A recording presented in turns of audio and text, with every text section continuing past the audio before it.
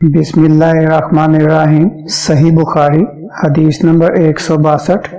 अबू हुरैरा रज़ियल्लाहु अन्हु से नकल करते हैं कि रसूल अल्लाह सल्लल्लाहु अलैहि वसल्लम ने फरमाया कि जब तुम में से कोई वज़ू करे तो इसे चाहिए कि अपनी नाक में पानी दे, फिर इसे साफ करे, और जो शख्स पत्थरों से इस्तिंजा करे इसे चाहिए कि बेजोड़ अदद यानी 1 या 3 से इस्तिंजा करे, और जब तुम में से कोई सोकर उठे तो वज़ू के पानी में हाथ डालने से पहले इसे धो ले, क्योंकि तुम में से कोई नहीं जानता कि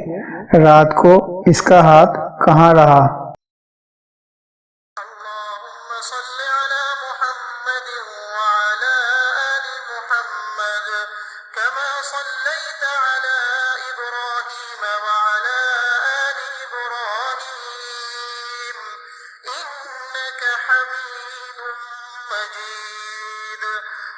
اللهم बारिक अला मुहम्मद व अला आलि मुहम्मद कमा बारकत अला इब्राहीम